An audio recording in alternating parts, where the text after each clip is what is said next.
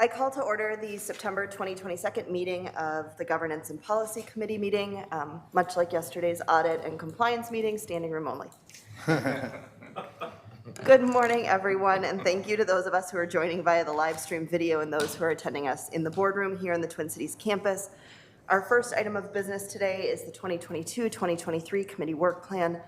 Vice Chair Hipsch and I worked with Executive Director Steves and the Office of Board of Regents team to design the work plan. So Executive Director Steves, please walk us through the work plan. Madam Chair, members of the committee, as in past years, the Governance and Policy Committee work plan centers really on two things. One is the policy work that's coming forward that's been outlined in the work plan, and we are aware of a couple of things that have been built in. One is revisions to individual conflict of interest policy, and another is we realize that there's some inconsistency in the definition of gift across policies, and so we're working to get those definitions aligned, and that language will come forward to this committee as well to sort through that. And then in addition to that policy work and perhaps other policy work that arises during the year, we also have other topics that this committee works through. And this year, one of the big topics is going to be public engagement. And so we'll have a series of conversations around public engagement, what this board does currently, what other boards do. We'll be gathering additional information based on today's conversation and moving forward with that. And so those are a few highlights. There's other things that are in here as well, but happy to answer any questions or take any additional input. Thanks, Executive Director Steves. And Regent Rocha, did you want to raise the item that you Certainly. spoke about before? Certainly, thank you. Put you on the spot, sorry. No, thank you, Chair Verhalen. Yeah, so the question is specific to at our last meeting. You may recall I had introduced a draft proposed policy with respect to. I would actually characterize it as a conflict policy in post-service, which is pretty common. I mean, Congress has the same, has similar rules and about a person's interaction with the entity subsequent to their service in a position like a member of the board. And based on the length of that meeting and the intensity of that meeting, I elected not to introduce it for action or review, but rather to take a step back and have this conversation. My preference, it would be that we, input it into the, being an important governance question to place it within this context. And when I look at the schedule as it comes forward, and I appreciate Executive Director Steves' response, I made the inquiry about, well, should this be introduced as a resolution again? And in that process, I don't know that that's the best way to do it. It comes off as more confrontational than I would ever prefer, but but let's have this dialogue because it was a matter of public interest. Certainly, a substantial percentage of our legislative body had some questions about the dynamic. So, but looking in at December, we move into the Board of Regents policy, individual conflicts of interest. As opposed to a standalone policy, it would seem that when we talk about conflicts of interest, addressing what would happen subsequent to your service on this board to ensure that the public understands that your service on this board is solely focused on the fiduciary role of the board member and not an individual interest that would extend beyond that service. That would seem to be a pretty good place to put that conversation. If the body, I understand the leadership of this committee has worked through this. I think it's a subset of that dialogue, and if there's agreement on that, then I would be prepared to have that work through that process, as opposed to again bringing an individual resolution from an individual board member.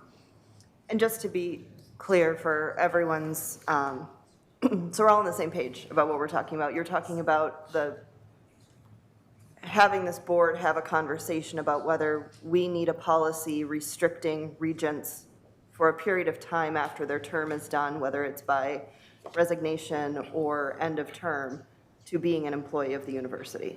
Madam Chair, I mean, that's a fairly rigid way of describing it, but ultimately what it's both in terms of the relationship with the institution as a whole and also with the folks that work for this board, and how that dynamic plays out. And for instance, in the congressional setting, it's, the people are limited a number of years before they can become lobbyists because of the relationship questions and to ensure that people are focusing on the job at hand as opposed to, what happens after their service. And so in this instance, it would be what I'm proposing that the dialogue be, and of course the board ultimately will decide what the final result is that there would be a period so that the public would understand that when a board member is serving as a board member, they're serving in the fiduciary role and not in a context where their relationships with the institution, particularly when there's a financial component to it, may have an impact on the way that they interact with the institution as a member of the board. So that would, one of the ways that you do that, as in other contexts, is you say, okay, for a certain number of years or in relation to certain individuals within the institution, until those moments have passed, at which point, so for instance, when Regent Emeritus Josie Johnson became a vice president of the university, it had been a decade since she had served a fairly short term as a member of the Board of Regents, and the people that she had served with as a regent were no longer within the administration. So I don't, there really is no question there that her regent relationship had anything to do with her employment. And so, the question is what would that look like? How long should it, should that be? So that the public and others with interest in the university are confident of the focus of board members. Okay. I'd like to hear what other regents think. If this is something that this year we want to try and consider and look into, I would certainly ask that if we do go down this path, we look to what our state does for state boards, state commissions, et cetera, as far as their employment afterward and any restrictions on that, just as another sample set to look through, and also whether other boards have any, higher education boards have policies around this. Regent Farnsworth? Thank you, Chair Verhalen, and maybe this is a question for Mr. Steves, but we'll see. So I'm generally in favor of having this conversation. I think the way that Regent Rocha suggested perhaps it being looped into the Board of Regents policy individual conflicts of interest review in December for this committee at that spot in the work plan seems like it would make sense to insert it there. My question is, perhaps to Mr. Steves, how would, if we think in general that that's a good idea, how would that look potentially operationalized into being a part of that policy review period? Would that then be one of the aspects considered for potential amendments? Or, just trying to get a little bit of a sense of, if we go down that route, that potential option, how that would look, to get a little bit of a better understanding. But in general, I'm supportive of having this conversation as part of this work plan. Executive Director Steves. Madam Chair, Regent Farnsworth, and members of the committee, the policy individual conflicts of interest that's on the work plan is actually a policy related to employee conflicts of interest within the institution. And so regent conflicts are actually addressed in a different policy, which is your code of conduct for members of the Board of Regents. So I think, and this is just technical, I think technically it would end up being an amendment if the body chose to. It would amend a different policy than this one. Nonetheless, I think if there's interest among the committee to have this topic come forward, we would gather some background information. We would have it placed on one of these agendas, and then we could have the conversation as a standalone conversation. Yeah, and I would certainly want to approach it similarly to the way we're having the conversation about public engagement, which is a presentation on questions this board might have about what that might mean, what it might look like, what potential employment issues it might raise, legal issues it might raise, an opportunity to discuss, and then an opportunity to consider. Regent Swigum. I didn't want to interrupt you, Madam Chair, but I think it would be appropriate with Regent Rocha's support here to have it discussed within the committee process and go through the normal process. The discussion could be long, folks. We've had it at the Minnesota State House and the state legislature. In fact, I introduced the bill. but nothing happened. We didn't get it passed. And to be fair, there's a lot of information about, there's a term for it when you restrict, what's the term? Do you know? I can't remember the term, but when we restrict employment for a congressperson for, I think Congress has it for 2 years, 2 years gap. And just to be clear, federal Congress. Federal. Yeah. Yeah, that the congresspersons cannot become a lobbyist. The law does not restrict them from any other outside interest, job, occupation. Even a member of Congress can become a staffer or can become, the assistant to the president or something. So the only restriction Congress has is to become a lobbyist. We need to be clear about that because there's talking about different type of situations. Is there anyone who'd be opposed to having it? Regent Tauyarabe, please. I'm not necessarily opposed, Chair Verheugen. I think that making time for the discussion is important just because of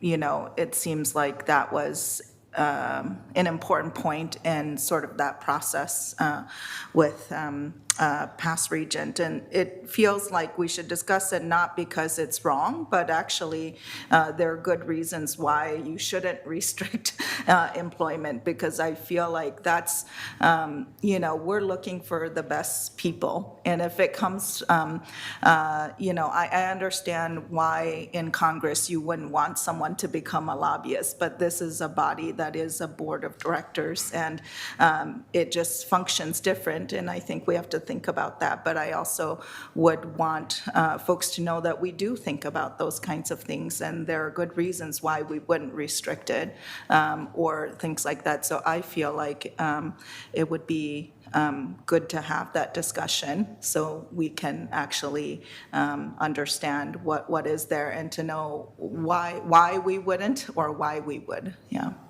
Regent Tauyarabe, or thank you, Regent Tauyarabe. Regent Mayron?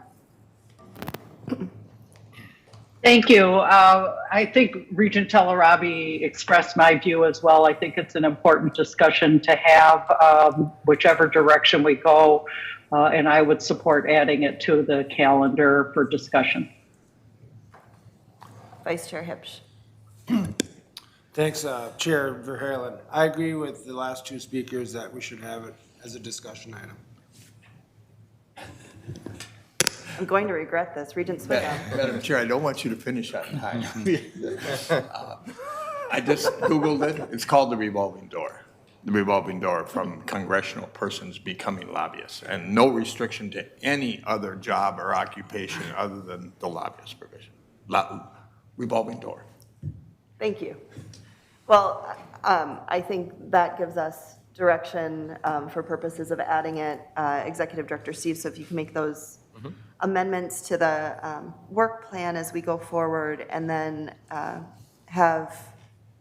be prepared for a presentation in December to start this conversation with what might exist out there, both as it relates to higher education boards, but also as it relates to state commissions, local government commissions, et cetera, who are responsible for making decisions and then becoming employees of the bodies or entities for which they're making decisions as to their operations.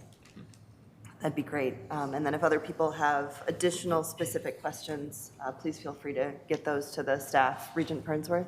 Oh, this is just a comment about the work plan in general. Thanks, Chair Verheugen. I just wanted to thank committee leadership and the Office of the Board of Regents for teeing up what looks like a lengthy conversation about board public engagement, particularly the commitment in October to discuss a resolution that I had brought forward. So I look forward to that conversation and just wanted to thank you for that. Thanks. Anything else on the work plan? All right. Our next item is an overview of the board's public engagement. This is the first in a series of conversations we'll have on this topic, but today's conversation is really on what we currently do as a board. And will also give us the opportunity to fully understand the landscape and some additional details around what else we might consider as we move forward in this conversation. And then I'll ask this board, especially as Ms. Flatten goes through her presentation and Director Steves makes his comments, if this board can think about questions that they have regarding public engagement at higher education boards and other institutions that we can then present as questions to our staff to take back and gather more information and provide us with more detail around those things. Certainly not expecting staff to be able to respond to all of those today, but be able to record them, take them back for additional review and some digging. And then at our October meeting, we will seek to define any objectives, any additional objectives for public engagement by this board. And then based on those objectives, we'll review any changes to our public engagement practices in December and take final action as necessary in February. So Executive Director Steves will be joined by Maggie Flatten, Communications and Engagement Manager. Excuse me, I just promoted you. Sorry. Thank you. Much appreciated. Yep. To take us through the item, so Executive Director Steves, would you please start us off? Madam Chair, members of the committee, we're genuinely excited to embark on this conversation around public engagement because I think we actually have a really good story to tell about a lot of things that this board does, and a lot of ways that public engagement really shapes the work that you do. As we start, I'll just make some opening comments, and then Maggie is going to dive into a lot more detailed information. And as Chair Verheulen said, we're looking at today as hopefully setting a foundation, and then you'll tell us where you need additional information or what additional information would be helpful, and we're going to gather that prior to October. So that's the goal today. All right, as we begin a conversation around public engagement, one of the things that I think it's really important to ground ourselves in is the difference between a trustee and a representative. You as members of a higher education board are trustees of the institution. As such, and there's all sorts of HEB articles about this. There's lots, in fact, you've codified in your own policies about fiduciary responsibilities that echo this. As a trustee, you have an obligation to have a long-term vision for the institution. You hold in trust the institution on behalf of others.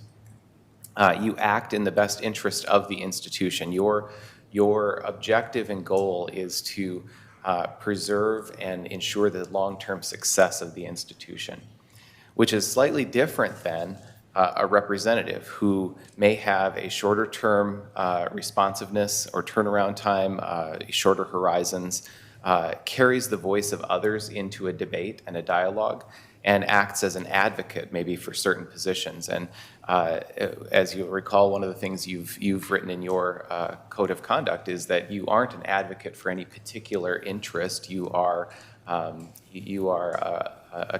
a trustee for the institution and its best interests.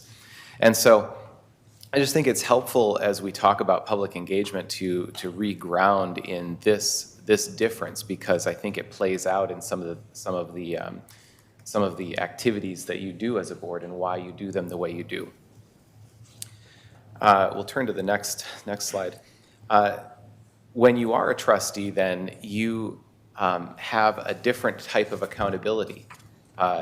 And this quote maybe captures it in a way that's helpful, because it talks about the fact that just because you are a trustee and you're not a representative doesn't mean that you don't have some accountability. You in fact do have accountability, and you have to think about how does that accountability play out in your work. And this quote talks about the fact that accountability plays out in ensuring that the public trusts the board. The public it believes that the board is moving the institution forward in kind of the best interests of the institution, of the state, of the system that you have been entrusted with. It also notes, though, that the stakeholders that you have are varied. It's everything from students and faculty and staff to policymakers, alumni, donors, others, many of whom may have different interests at various points in time. They may not have interests that line up. And so ultimately, it's not about them trusting you because they agree with you. It's about you creating a system that that ensures that there is trust in the decision-making process, that there is trust that that you are acting in the best interests of the institution, even if they maybe disagree with you from time to time. And so that's ultimately the accountability that you're striving for. How that plays out for the Board of Regents is this. So kind of this commitment to accountability that you have and the trust that you're trying to create happens through open meetings. It happens through shared governance and this extensive shared governance system that the university has built over many, many years, over 100 years. Sometimes public forums, direct contact, and we're going to talk more about that, but you are accessible individuals to all of these constituencies.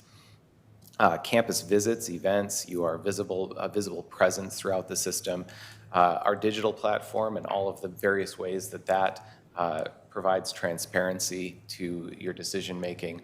And then you've adopted a set of very clear and transparent policies as well that govern the institution.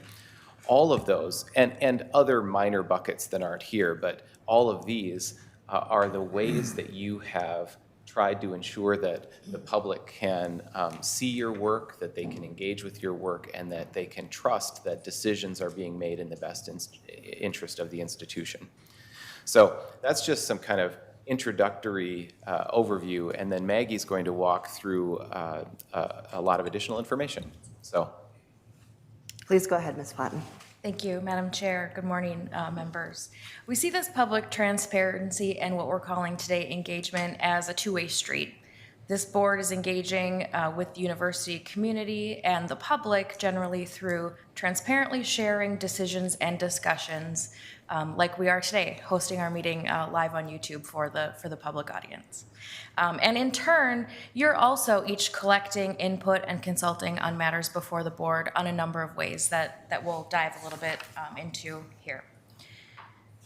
As a public body, though, this board's required under open meeting law, Minnesota's open meeting law, to provide notice of meetings. And we do this in written form. You all receive those notices before each meeting, each regular meeting, each special meeting.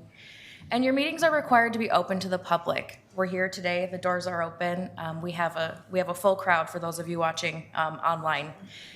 You're also required to keep a record of the actions that are taken by the board, and we do that through the minutes that we do for each meeting, board meeting and committee meeting.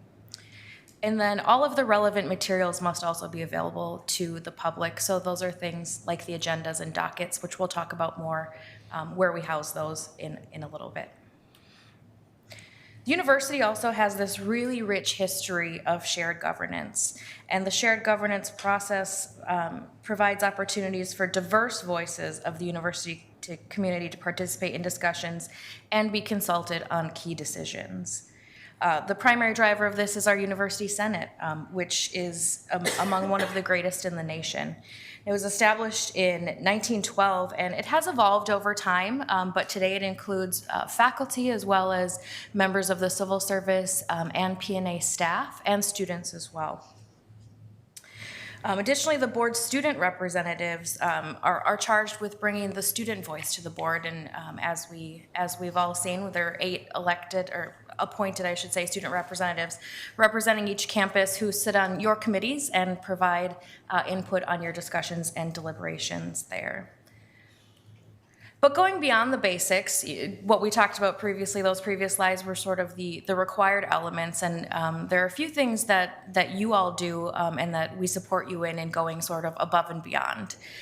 So again, not only do we make our meetings public as we need to in accordance with the law, but all the committee meetings and board meetings are also live streamed and then video recorded and archived on our YouTube channel. Greatly accessible, and we'll talk more a little bit about the metrics and the views in a little bit. Also, all docket materials are on the website. The agendas are on the website. They're posted a week in advance, so the public has an opportunity to see those materials before you all meet to have those discussions, so they have opportunity to weigh in then. They're also archived into, as it says here, into perpetuity, thanks to modern technology and university archives. Our partners in university relations as well assist us with getting press releases out. And maybe you don't know this, but a week before the meeting, when the docket materials go live to the public, university relations also pushes out a press release to notify sort of, here's what's coming in the meeting next week. It's a nice way to highlight some of the key actions that are coming or some key presentations that you'll be receiving. And then there's also a press release that's sent Friday afternoon after you conclude your meetings, and that really is to capture the actions that were taken in the meeting. We've also started or restarted a tradition to take a meeting once per year on the road to a system campus, and we'll be hopefully doing that again this year, and that's a nice way to engage with folks, not just on the Twin Cities campus here, but on a system campus as well. Another thing that many of you have done pretty recently as you're newly onboarded is to go out and visit those campuses as well. So we work to bring each of you to the campuses each of the campuses as you're onboarded, and then continue those opportunities for the entire board. And not just campuses, but also research and outreach centers and other facilities across the state. You all participate in community events and university events as well, and we have a process through our office to request a regent to attend an event, and we receive about 35 requests per year for each of you to attend. So on average, each of you may be doing 3 of these official events per year. But we also know that you're out there doing a lot of things on your own and in your individual communities as well. Regent Hipsch, I know you speak at a lot of community organized groups, and Regent Swigum, I know we've done some things for you for clubs like the Richfield Optimist Club. So these are things that you're all doing based on your relationships that you have with other folks around the area. But it's a way for you to bring the voice of the board into those areas too, and keep them informed on what's happening at the university and the key decisions and priorities that are before you as a regent and as a trustee of this institution as well. And then of course many other events and activities, both university related and not university related. So taking a step back here and looking again, as I mentioned earlier, all of the agendas, dockets, minutes for every meeting are posted on our public-facing website. And this chart gives you, or this graph I should say, gives you an idea of how much interaction we have with the website. So I pulled all of the 2021-22 regular meetings to see how many hits we had on the main site that houses all of the meeting materials. So you'll see here July and March are a little bit lower as far as visits to the website. There's no committee meetings in those, and so you can really see that the numbers increase greatly when we have committee meetings, or for example in June 22 when the board considered the annual operating budget, we had slightly higher engagement there with our materials too. So we can kind of see trends here as well. This graph shows then who's visiting, or how many views I should say we're getting on YouTube videos. So each of these again is a regular meeting, July 21 to June 22, and then each of the different colors represents a different committee or board meeting. So I just wanted to point out here a couple things. June 22, obviously that pinkish reddish colored part of the chart there is 3,600, almost 3,700 visits to the Finance and Operations Committee YouTube video. Again, that was where the board was discussing the annual operating budget, so we had high engagement there. But I also want to point out too that there's higher engagement here with the videos than there are with the meeting materials. So we're getting a lot of people watching the YouTube videos of the meetings and fewer individuals interacting with the written materials too, so that's an interesting trend to see.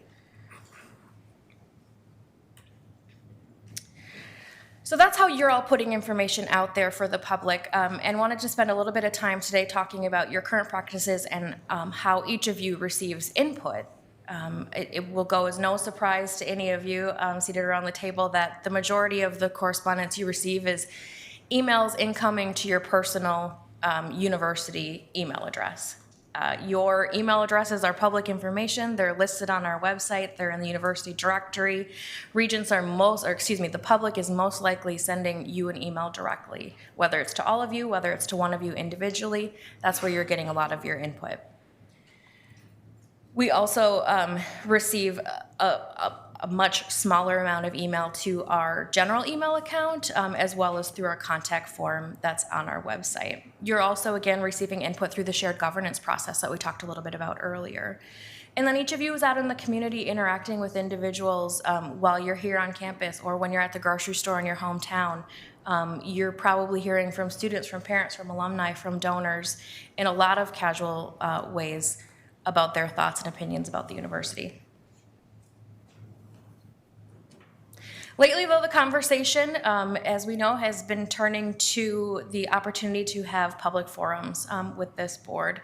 So I wanted to just talk about some of the public forum opportunities that you've all done either recently or historically. And there are a couple instances where you're required by state statute or by policy to host a public forum. And most recently, when the traffic ordinances were updated, there was a public forum that was hosted, required under policy.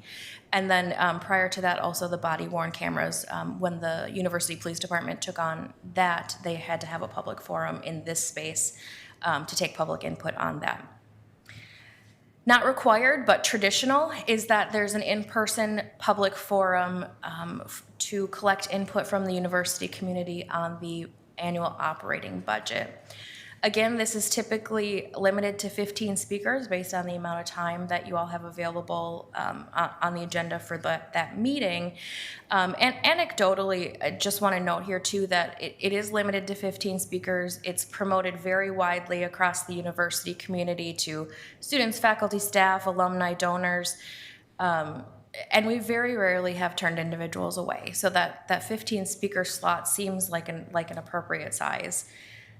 We also very widely promote, though, the opportunity to provide written comments on the annual operating budget, which you've all seen most recently in June, and we provide them in the public docket materials as well. And we get about 65 comments on average submitted to us in that way. And again, these are opportunities that are widely promoted to the university community. And Ms. Flotten, just Yes. very quickly on Yes. this one before you move on, point of clarification, the amount of time for those speakers is limited, correct? Yes, and so each speaker is also limited to 3 minutes, traditionally is what we've used. Great, and then for written comments that are received, there's no limit on those, correct? They're not limited to a certain number of characters or We something? do limit that, but I Okay. will have to get back to you on the character amount. Okay, thank you. Yes. We also have a process in place whereby an individual can request to appear before the board and address the board, and this is outlined in your bylaws. Most recently, you've seen this come into action. A student from UMD, Riley Tuft, asked to speak at a recent meeting, and the chair granted her request to speak, and she was able to come forward and provide comments on an item of action before the board. The number of requests that we receive on this is very small. A handful per year, probably. So in looking at what our peers do in this space, in starting to collect this information from our peers, both checking out their websites and calling on some colleagues from the Big Ten, it started to seem that there were several different sort of buckets that everybody fell into, or I'll start with an umbrella. There's an umbrella where there are no regular opportunities to address the board, and another umbrella where boards have provided a regular opportunity by a standing item on their agenda for individuals to come in and make comment. So I'll start on the left here. Our colleagues in Indiana, Penn State, Purdue, and Wisconsin have no process and no opportunity for public comment at their board meetings. Hard stop. In Illinois, here at Minnesota, and our partners at Minnesota State have a process to request, and those requests are reviewed by the secretary or the chair in some instances, and approval or denial would be granted on that process. Then we move to the colleges and universities that have standing agenda items for public input opportunity. And in Iowa, there's an advanced process. You have to sign up in advance, but you also have to be approved. So you have to submit an application, so to speak, even though it's on their standing agenda, and it has to be reviewed and approved by their board.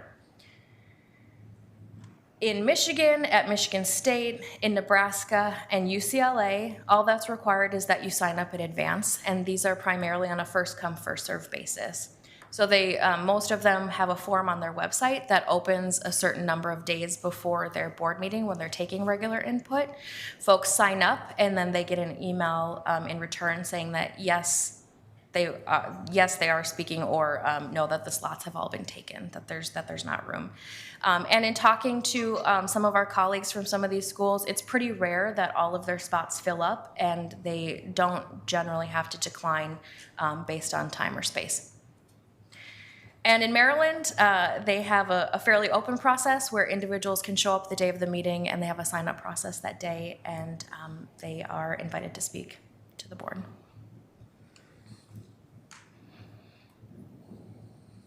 And I'll turn it, Madam Chair, I'll turn it back over to Mr. Steves. Thank you. Executive Director Steves. All right, Madam Chair, and thank you, Ms. Flotten, for that information as well.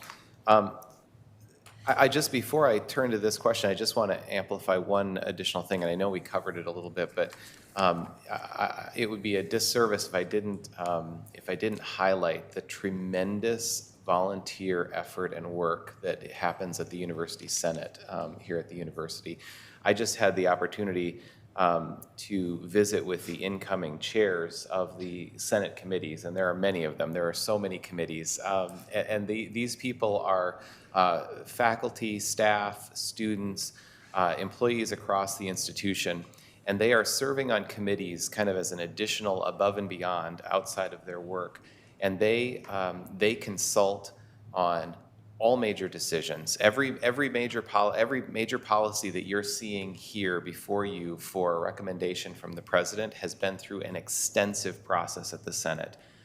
Every major decision that is being brought forward to you has also previously been consulted with the Senate, and in many cases reshaped because of that consultation. And so I don't want to I don't want to miss the fact that there are just hundreds of people who are engaged heavily in that work, and they devote a tremendous amount of time to that effort. And so I know it's invisible in many ways to you, because by the time you see it, they've already, all of that work has happened.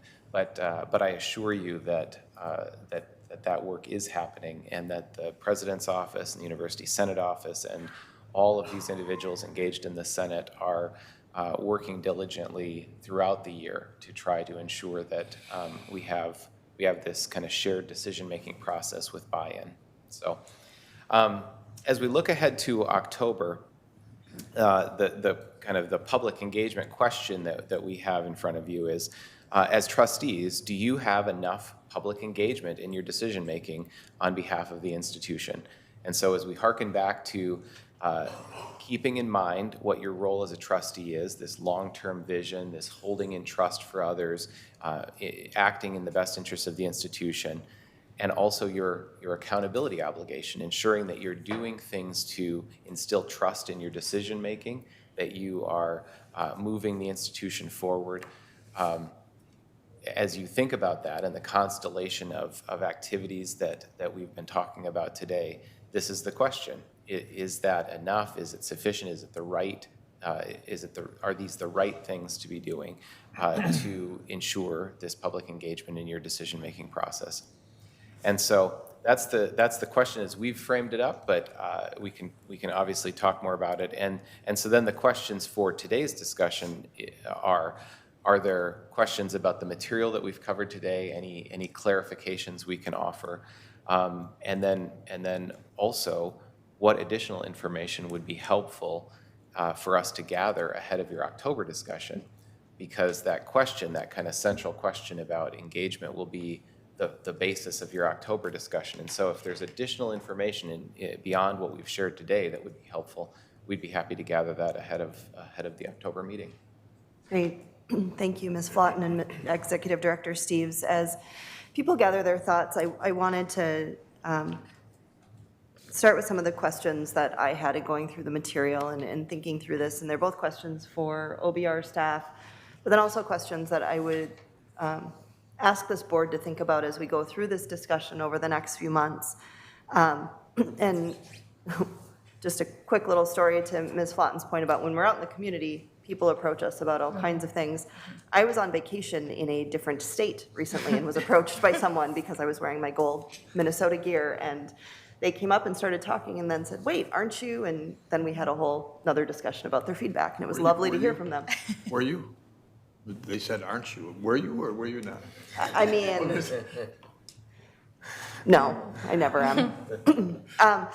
But, you know, some of the questions I have, Ms. Flotten, for you and the staff to think about gathering information for our October discussion, you know, what do these boards who do have open microphone public engagement opportunities? I don't necessarily want to call it addressing the board because we're addressed in a lot of different ways, as you mentioned. But the speaking live public engagement opportunities, what do they do with this information when they get it? And of those that do allow it, do they limit it to specific topics? So for example, I believe a couple of these institutions limit speakers to something specific on the agenda that they need to identify. Also, how else do these other institutions gather information? So for example, do they have board of director email addresses that do go directly to the board like we get ours? You know, they're not going through a filter. No one's looking at our email before we get it. We get everything that's sent to each of our individual email addresses that are on our Regent web pages.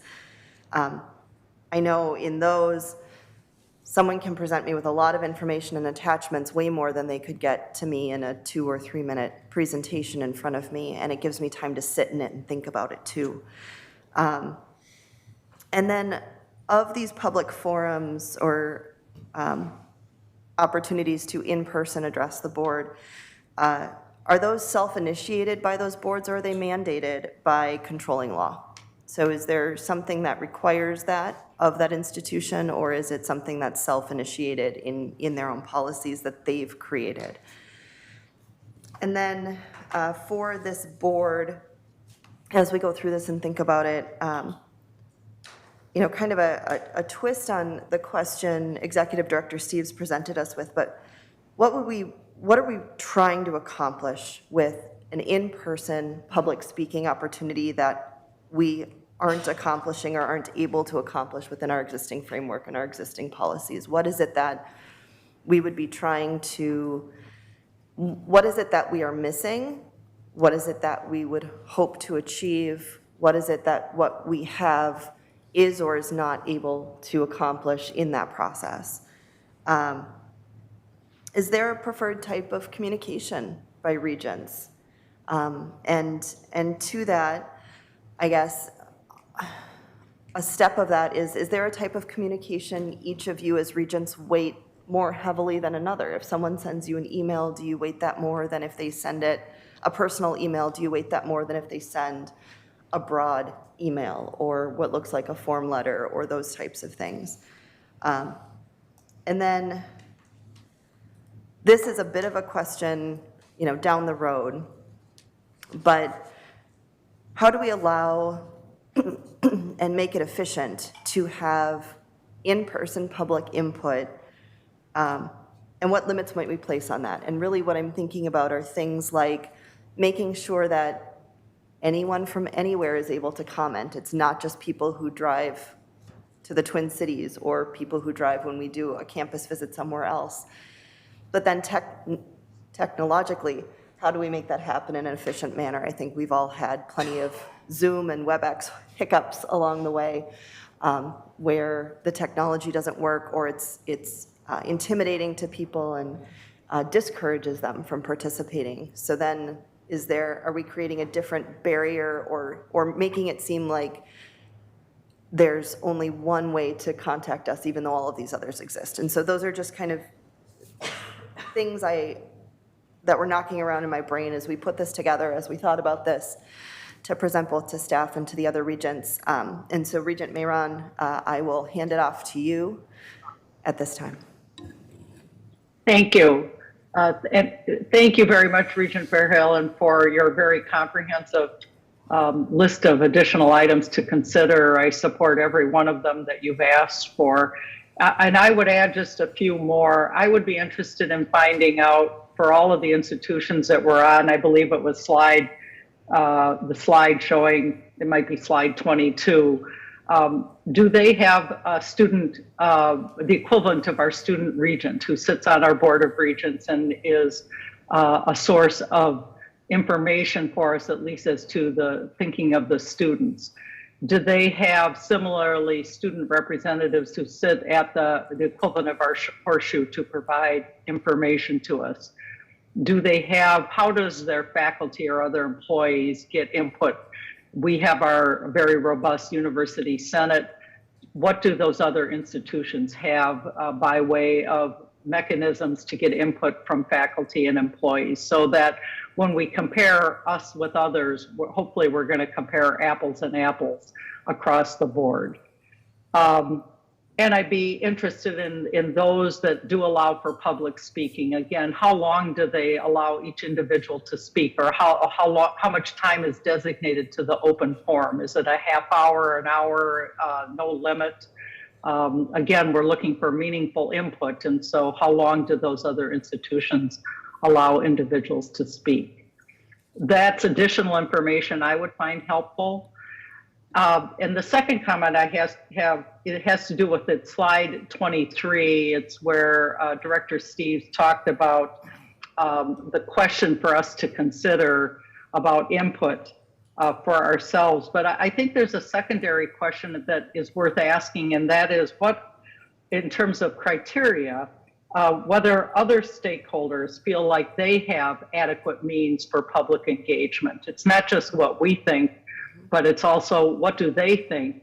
And that goes along the lines of, as we all are working to enhance public trust, that comes from their, at least understanding their perception of, do they feel like they have adequate input in order to enhance their feeling of public trust towards us.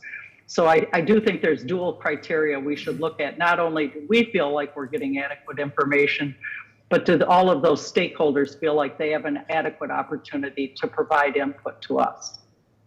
Thank you. Thanks, Regent Mayron. And I will note that Executive Director Steeves and Ms. Flotten are furiously taking notes as we go through here. And so it'll, I know you all are tracking these, and we'll take them forward and bring them back to us. Regent Farnsworth? Thank you, Chair Verhalen. Two quick comments. One, I was actually thinking something similarly along the lines of the comment that Regent Mayron just made around trying to assess, I think more importantly, what other stakeholders in the university think about our ways that we have input of public engagement.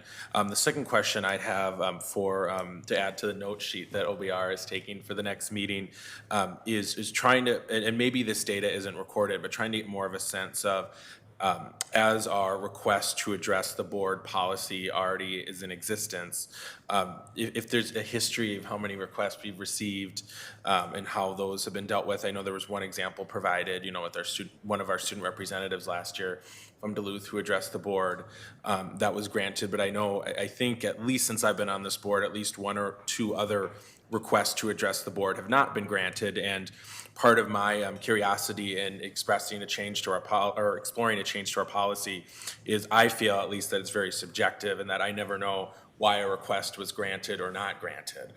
So I would love some more, if we collect historical record of that, or have any more context for our next conversation of how our current policy to request to address the board has been utilized. So thank you. Thank you very much, Regent Farnsworth. Regent Swigum? Madam Chair, thank you.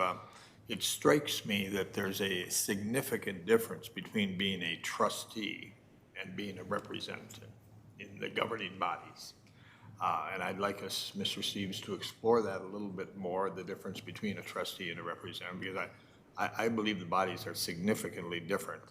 To your question also, Mr. Steeves, I'd like to have you consider time constraints. Is there something else as a consequence that would have to come off our agenda if we open up to an hour of public discussion, presentation? and I don't know this to be true, but I've seen in other bodies, not necessarily the higher education bodies listed here, but in other bodies, sometimes presenters come in and just use the platform, not necessarily even related to the issue or issues at hand before the governing body, but there are certain individuals in life who just like a platform, and if you give it to them, they may take it and go. So I'd like to see what does happen in these other higher education institutions. And then lastly, Madam Chair, slide 17 struck me, and I don't know if it's because of great confidence or trust in the Just to be clear, that's the engagement with meetings slide, correct? The engagement The meetings. multicolored. Yeah, the number Okay. of hits, the number of engagement. I don't know if it's because of great trust or confidence in the audit committee, but maybe we need to spice up the chair a little bit. I don't know who chairs audit. I forget who chairs it. Ted, I don't think it's you, but but we may have to give that individual a little encouragement, excitement, spice, whoever it is. I don't know. I'll Maybe we'll see if the chair can bring a magic trick to the next meeting and make that a theme, right? Okay. And Madam Chair, Regent Kenyanya and I have been hosting a public forum before the audit committee meeting, so.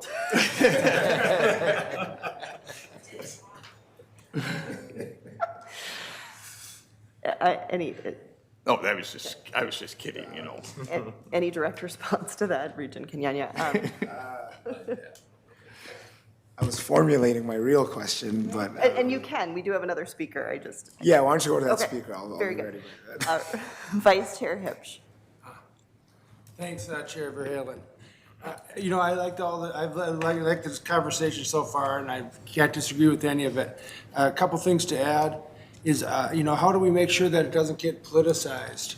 Because we're not a political body, and you know, if we're gonna have 15 people all spiked onto the agenda to talk about one issue that, you know, and how do we get the counterpoints and the balance to that?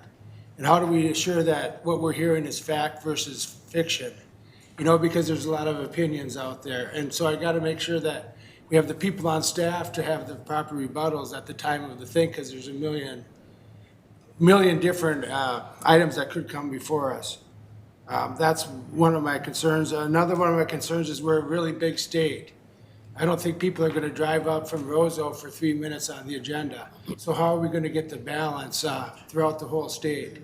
I think that's really important. We all say we want to represent the whole state, but if people from Greater Minnesota think they have to be at the meeting or they're not getting heard, I think that's really an important thing. I want to be accessible all the time.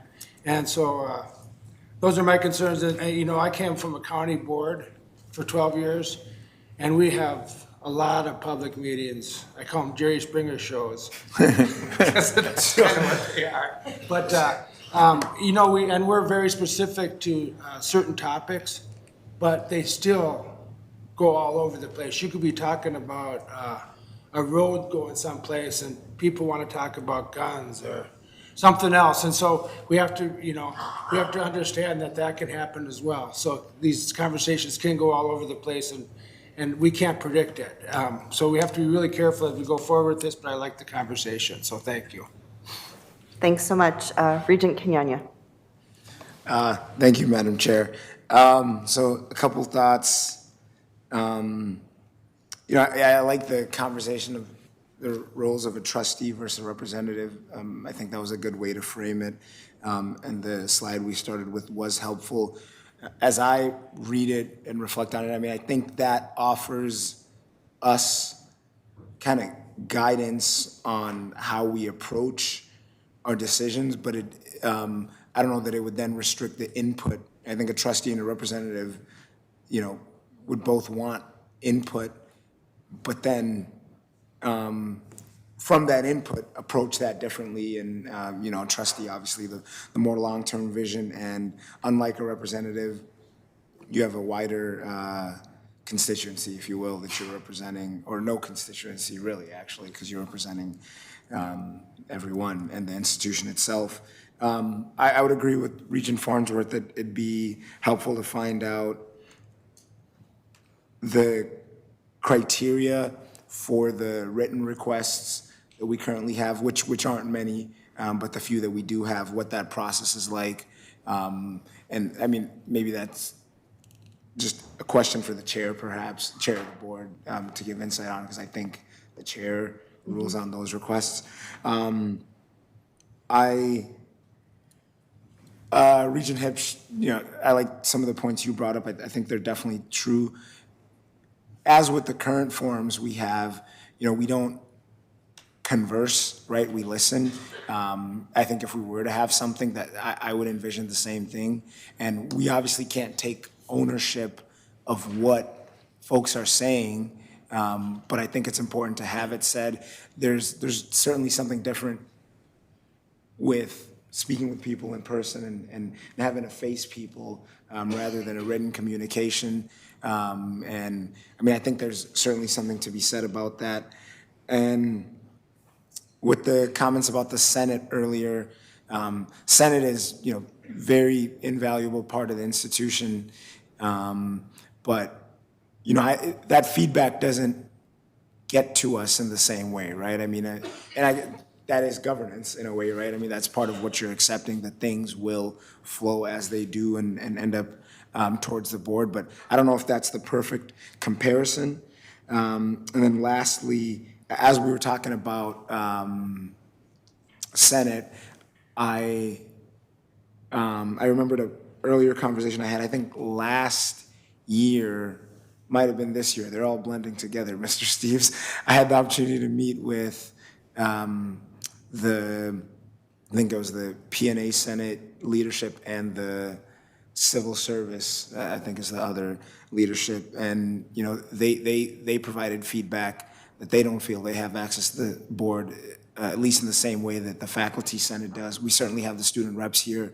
I think the Faculty Senate provides an annual report. We also have informal gatherings with them. I obviously understand with a university, just the unique role and to the institution that faculty have, but I think for the next conversation, some information about engagement with staff specifically, because I think we can clearly point to where we interact with students and faculty, but staff, I know we don't interact with those two senates, and we're certainly not involved in labor negotiations either, so I don't know where our formal touch points would be with staff. Thank you. Thanks, Regent Davenport. Thank you, Chair Verhalen. Good conversation. One other point to maybe add to the list is whether or not these examples, say on slide 21, have open meeting law. Are they open meetings, closed meetings? Looking at that, thank you. Sure. Regent Rosha? Thank you. Chair Verhalen. Very, very good comments here. I start from a position of great trust that this board can handle input from folks that otherwise would, at least individually, feel that they didn't have access through the other means, that by receiving the public input, it's not going to convert us from trustees to representatives.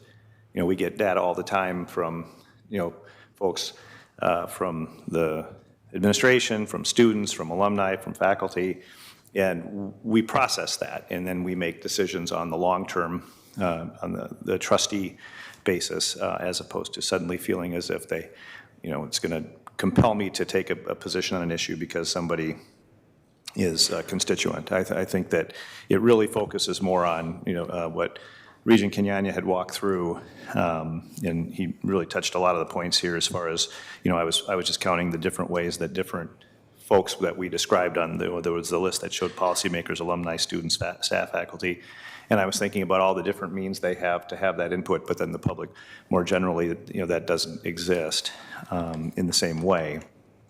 And when you talk about some of the information that we would receive, having it unfiltered, I understand that there are some risks, but, I participate or observe city council meetings and county boards across the state, and, virtually all of them have some way. And sometimes it can be a little bit uncomfortable, but obviously in those instances, they believe that the upsides outweigh the potential annoyances that come up from time to time based on the information that they get. And I would point out that we have examples even, in the Midwest in the last couple years where there are cases where universities and public bodies have become aware of significant issues or concerns by virtue of a public presentation of a member of the public bringing the board, the university board to bringing information to the board that they didn't have prior to that. And, while we can, I think we certainly can process well, but they could have sent an email or they could have done this through other means. They didn't feel that they were having success that way, and I personally think broader is better. I do note that I'm very happy that we're going to be going back to the other campuses. I mean, actually for many years we've done that. During an earlier time, it was pretty predictable that every year we would have a meeting on another campus, and I think that that's really good because it gives us a chance informally to interact with people as we have dinners and other meetings, but providing an opportunity for folks on those campuses to directly address the board, I think would have value. So I've got other commentary. This is I think a really nice initial dialogue. I like the fact that these questions are being put forward. I liken it a little bit to, the initial constitutional convention where we talk about, well, you've got your House of Representatives that's closer to the people. You have your Senate that, is a little more regal perhaps. And I definitely fall to the side that, this is the university of the people of the state of Minnesota, and anything that we can do that reasonably provides an opportunity for the public input helps our relationship with the people. It reflects that they're going to have some level of access. And again, for those of us that are in the know, we can sit up here in the Starship Enterprise or whatever you want to call this room and say, well, there's a process for people to do this. Not everybody understands all the sophisticated means for providing input, and knowing that there is an opportunity to address us in a respectful manner, in a way that is reasonably directed toward the issues that are in front of us, I think would be a tremendous advantage. I also don't think we have to get it perfect the first time. I think that providing an opportunity will demonstrate some of the upsides and some of the potential risks, and when we can always make adjustments from there. But I appreciate the conversation, and I fall on the side of wanting to see an opportunity for the public to have more access to the board from a communication standpoint. Thank you. Thanks. And to tail on to that, one more item for your list is maybe how do we communicate, how people can communicate their concerns to this board right now? I know one item is obviously with the annual budget, it's put out in a lot of different ways, but do you need to be in the know to find the way to be in the know? And that's certainly not something that we want. It's one thing to say, well, it's on the website. Well, anyone who's gone to the University of Minnesota's website knows it is a behemoth. And so how easy is it to find that information? What comes up when someone types into the search bar, contact Board of Regents, those types of things? Mm-hmm. Regent Kenyanya, did you have another item? Yes, thank you, Madam Chair. I'll be brief. First, with noting that governance is the other committee with low viewership. And Wow. I think, can I finish, Madam Chair? I think it's the start time. People just aren't awake this early in the morning. That would work, but these are the archived videos too. Yeah, it's a good point. So I obviously know the scope of this discussion should be what to consider and what to bring back, but I did think of something that I'd be remiss not to bring up. I know some of you were able to attend the 2 listening sessions on public safety that we had this summer. Others were able to watch it online. And I know a lot of the administration I see and the crowd were there as well. And for those who watched, but certainly those who were in attendance, the first session and the second session had a markedly different tone It was just very different. The discussions, the tone, just the feel of the conversation. And I think this is conjecture, but I think that's the result of the parents, the students, and the community members there feeling heard, feeling there was a conversation, and having that outlet to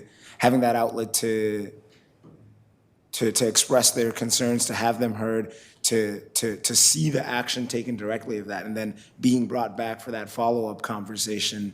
And I think that's just the result of, that's what you get when people feel that they're brought along and do have a means to give their feedback. And that's not always true. That's not always true, but sometimes people just want to speak.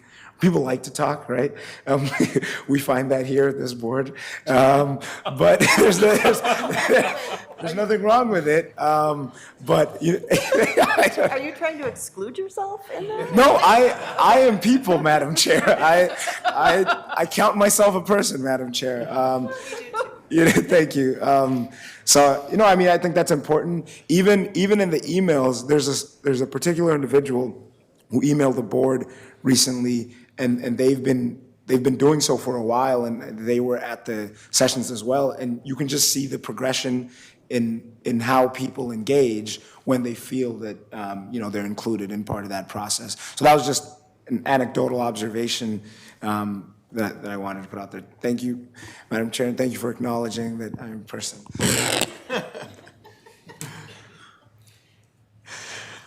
I merely meant you gestured at Regent Swigum. I think we can all use more words than we probably need to. Although Regent Swigum uses double his allotment. It's okay. I know we're over on time, but before we close conversation, Regent Hauyarabe, Regents Johnson's plural, do any of you have anything else to add, any questions that you would like to present? Ruth Johnson. Thank you. Thank you, Chair Verhaler. Just a very brief comment. 5 of us were new regents in 2021. And part of that onboarding process is visiting the other campuses. We were at Duluth in September, Crookston and Morris in October, Rochester in November.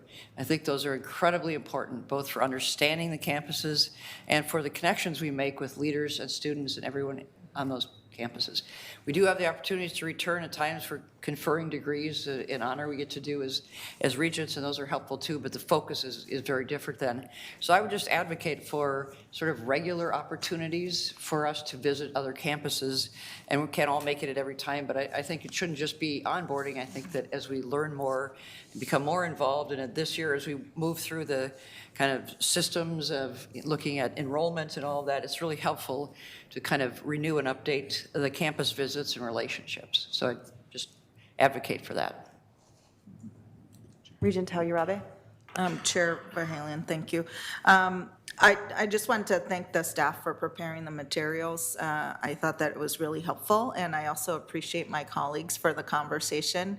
I didn't have any more things to add because I thought all of the things that you asked were really good. And I would also say that maybe just in anticipation of our board schedule and the major decisions, because that seems to be when we get most of the comments, just understanding a little bit more about the engagement process, because I don't think it's not necessarily access to the board, but feeling reassured that there has been an engagement process where stakeholders who are going to be impacted have the opportunities to share their point of view. And I generally also fall on the side of wanting folks to have more access and feeling like they can have a way to share their thoughts with the board.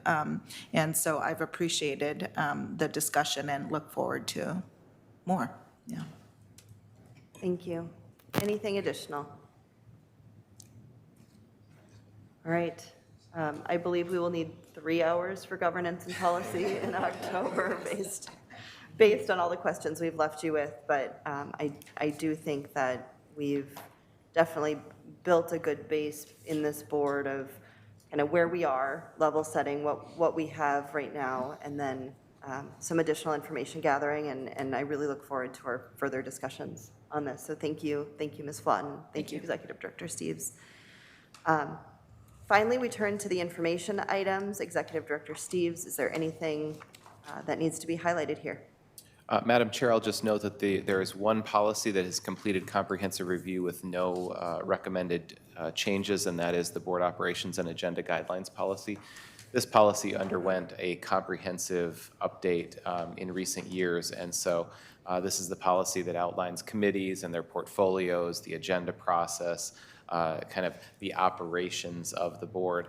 At this point, we don't believe there are any changes that are needed to the policy, so it's reported back for to go back into the cycle.